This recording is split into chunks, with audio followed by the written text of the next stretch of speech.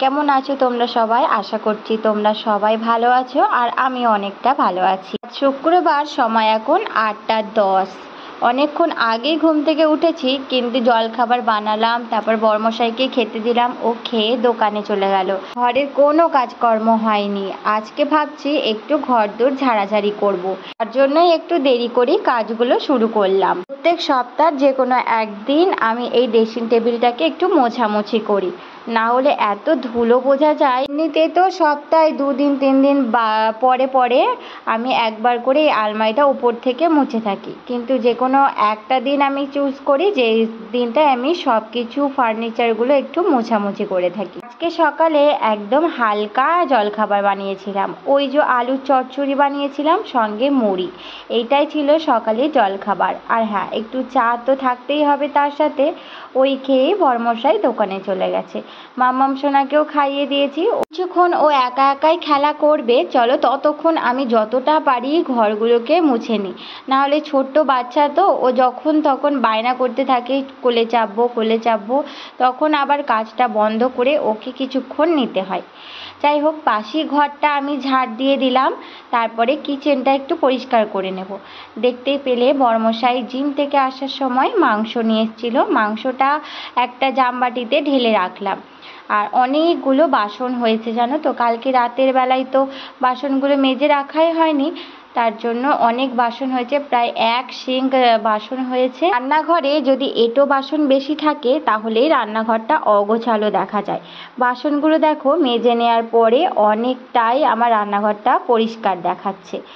যাই হোক, এরপরে সিঙ্কটাও একটু ভালো করে আমি মেজে ধুয়ে নিলাম। ওভেনটা তো খুব একটা নোংরা হয়নি, ওই হালকা ফুলকা একটু ছিটা পড়েছিল, তাই ভিজে ন্যাকড়া দিয়ে আমি মুছে নিলাম। এই রান্নার জায়গাটা একটু মুছে নিয়ে আগে ভাতটা আমি বসিয়ে দেব। তারপরে একদিকে ভাত বসিয়ে দেব আর একদিকে একটু তরকারি বসিয়ে দেব। আগের দিন দেখতে পেয়েছিলে এই যে কুমড়ো আর একটু পুঁই শাক নিয়েছিলাম, তো পুঁই শাকটা তো রান্না করা হয়নি, কেমন জানি হয়ে যাবে আস্তে আস্তে, তো তার জন্য আজকে কুমড়ো আর পুঁই শাকটা রান্না করব। এর মধ্যে একটু আলু দিয়েছি। আর এই রান্নাগুলো জানো তো আমার বিয়ের আগে আমার বাপের বাড়িতে হতো, কিন্তু আমার শ্বশুর বাড়িতে এই পুঁই শাক তো কেউই খেতে চাইতো না। পুঁই শাক খেলে নাকি গ্যাস হয়, কি জানি, আমরা তো ছোটোর থেকেই খেয়ে এসেছি। আমার খুবই ভালো লাগে, যে কোনো ডাঁটা জাতীয় খাবার খেতেই আমার ভীষণ ভালো লাগে, কিন্তু শ্বশুর বাড়িতে তো কেউ খায় না বলে রান্না করা হয়নি। অনেক দিন পর আজকে আমি এটা রান্না করছি। তার আগে বড়মশাইকে জিজ্ঞাসা করে নিয়েছিলাম, ও বললো হ্যাঁ রান্না করো, আমি খাবো। তো ও খেয়ে দেখবে প্রথমবার। চলো ওইদিকে তরকারিটা বসিয়ে দিয়ে এদিকে দেখো একটু কোটো কাটাগুলো, মশলার যে কোটোগুলো আছে সেগুলোকে একটু ভালো করে ধুবো। ওপর থেকেই ধুয়ে নেব, কোটোগুলোর ভেতরে মশলাগুলো থেকে যাবে, শুধু ঢাকনাটা একটু ভালো করে আটকে নিয়েছি যাতে ওর ভেতরে জল না পড়ে। 1-1.5 সপ্তাহ ধরেই আমি ভাবছিলাম এই কোটোগুলো একটু পরিষ্কার করব, কিন্তু না মানে আজকে করব কালকে করব এই করে করে আর হচ্ছিল না। তো ভাবলাম আজকে যখন একটু দেরি হয়েই যাচ্ছে, ঘরদোর তো এমনি একটু ঝাড়াঝাড়ি করলাম, তো আজকেই এই কিচেনটাও একটু পরিষ্কার করে নিই, একবারে সবটাই পরিষ্কার হয়ে যাবে। একটু ভিম জেল দিয়ে আমি সব কোটোগুলোকে আগে মেজে নিলাম, আর দিয়ে দেখো ঠান্ডা জল দিয়ে ধুয়ে নিচ্ছি, বেশ চকচক করছে। এরকম করেও পরিষ্কার করলে কোটোগুলো বেশ চকচক করে। আর যখন একটা একটা মশলা শেষ হয়ে যাবে তখন আর কি আমি একবারে ভেতর থেকেই কোটোগুলো পরিষ্কার করে নেব। এদিকে আমার রান্না চলছে আর ওদিকে হাতের কাজও চলছে, দুদিকেই করছি যাতে একটু তাড়াতাড়ি হয়, না হলে তো ছোট মেয়ে আছে, ওকে তো টাইম মতো খেতে দিতেই হবে। চালগুলো একটু ভিজে কাপড় দিয়ে না মুছে নেব চেপে চেপে, তাহলেও দেখতে ভালো লাগবে। আর শনিবার করে ভাবছি একটু নির্মা জল দিয়ে ওয়ালগুলোকে ভালো করে ধুয়ে দেবো। এখন আপাতত একটু ভিজে কানি দিয়ে আমি এগুলো মুছে নিচ্ছি। প্রত্যেক দিনই ফ্রিজটা আমাকে একবার করে সকালের দিকে মুছতেই হয়, এতে করে ফ্রিজটাও দেখতে ভালো লাগে, নালে সামনেই থাকে আর ছিটা ছিটা পড়ে যায়, দেখতে খুব একটা ভালো লাগে না, তাই রোজই আমি একটু একটু করে মুছে নিই। এখন এই চালের ড্রাম, মুড়ির ড্রাম, আটার ড্রাম এগুলোকে একটু ভিজে কাপড় দিয়ে ওপর থেকে মুছে নিচ্ছি। আমার মনে হয় হাউস ওয়াইফদের বেশি কাজ এই রান্নাঘরেই থাকে। আমার এই ছোট্ট রান্নাঘরটা দেখতে হবে ছোট্ট, কিন্তু কাজ কত থাকে দেখো। কখন থেকে আমি রান্নাঘরে তো কাজ করেই চলেছি, শেষ আর হচ্ছে না। কিন্তু ঘর আমার কত তাড়াতাড়ি পরিষ্কার হয়ে গেল। রান্নাঘরটাতেই আমার মনে হয় একটু বেশিই দেরি লাগে। যাই হোক, র্যাকগুলোও সরিয়ে সরিয়ে একটু মুছে নিলাম।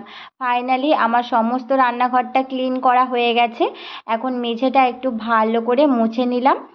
আর ততক্ষণে আমার কুমড়ো, আলু আর পুঁই শাক ডাঁটা দিয়ে যে চচ্চড়ি মতন তরকারিটা আমি বানাচ্ছিলাম সেটাও হয়ে গেছে। এর মাঝে আমাকে একটু মাম্মাম সোনাকেও খাইয়ে দিতে হবে, কারণ অনেকটা সময় হয়ে গেছে। এদিকে দেখো, আমি একটু মাংসর জন্য আলুটা ভেজে নিলাম, দিয়ে ওই তেলের মধ্যেই পেঁয়াজ ছেড়ে দিলাম। পেঁয়াজটাও একটু লাল লাল করে ভেজে নিয়ে মাংসটা দিয়ে দেব। আর মাংসটা আজকে খুব ভালোই দিয়েছিল, আর অনেকটাই মাংস নিয়ে এসেছিল। এখন নাকি মুরগির দাম একটু কমে গেছে। এই তরকারিটা আমাদের দুবেলাই হয়ে যাবে, ওবেলা আর আমাকে আলাদা করে রান্না করতে হবে না। তো এখন মশলাগুলো দিয়ে দিলাম, তারপরে দিয়ে দিলাম নুন, হলুদ দিয়ে আস্তে করে একটু বেশিক্ষণ কষাবো। এর মাঝে আমি মাম্মাম সোনাকেও খাইয়ে দিয়েছি, ব্যাস ওকে খাইয়ে দিলে আমার আর চিন্তা নেই। ও আস্তে আস্তে খেলতে থাকবে। আর চলো এখন আমি আগে ঘরটাকে মুছে নিই। বেশ অনেকক্ষণ টাইম হয়ে গেল, ঘরটাকে মোছা হয়নি। এখন ঘড়িতে বাজে 11:30। 11:30 বেজে গেছে। এখন দেখো আমি বাসি ঘর মুছছি। ব্যালকানিটাও একটু মুছে নেব। আর দেখো, গাছগুলো তো কিনে নিয়ে আসা হয়েছিল, কারি পাতা, লেবু গাছ, অ্যালোভেরা, এগুলো এখনও আমার লাগানোই হয়নি।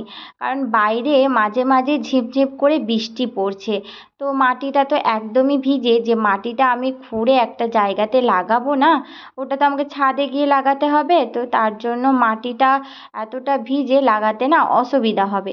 তো তার জন্য আর লাগানো হয়নি, ওটা এখন ওখানেই থাক, দেখা যাক কবে লাগাবো। ঘরটা আমার মোছা হয়ে গেছে। এখন ডাস্টবিনটা চলো ফেলতে যাব। ডাস্টবিনটা নিয়ে যাচ্ছি, আমার এত ভয় লাগছে, এখানে সাপ খোপের খুবই ভয় লাগে। তো সেইটাই আর কি, আস্তে আস্তে গিয়ে আমি যা হোক করে ফেলে দিলাম। আর মাংসটাও কষানো হয়ে গেছে, মাংসটাতে জল দিয়ে দিয়েছি। এখন একদম আস্তে করে দেব, মাংসটা হতে থাক। ততক্ষণ আমি স্নানটাও করে নিয়েছি আর পুজোটাও করে নেব। এখন ঘড়িতে বাজে 12:30। তো 12:30টার সময় আমি এখন পুজো করছি। পুজো, রান্না, ঘরের কাজ সব কিছুই আমার একসাথেই আজকে শেষ হবে। আজকে আমার অনেকটাই দেরি হয়ে গেছে একটু ঘরদোর পরিষ্কার করার জন্য। দেখবে একটু বাড়তি কাজ যেদিনই থাকে সেই দিনকে একটু বেশিই দেরি হয়ে যায়। যাই হোক, এদিকে আমার তরকারিও হয়ে গেছে, নামিয়ে রেখে দিলাম। বাইরে দেখো ছিপছিপ করে বৃষ্টি শুরু হয়েছে। এই ভিডিওটা আমি আর বেশি বড় করলাম না, এখানেই শেষ করলাম। আর দেখা হবে আবার একটা নতুন ভিডিওর সঙ্গে। ততক্ষণ সবাই ভালো থাকো, সুস্থ থেকো আর সাবধানে থেকো।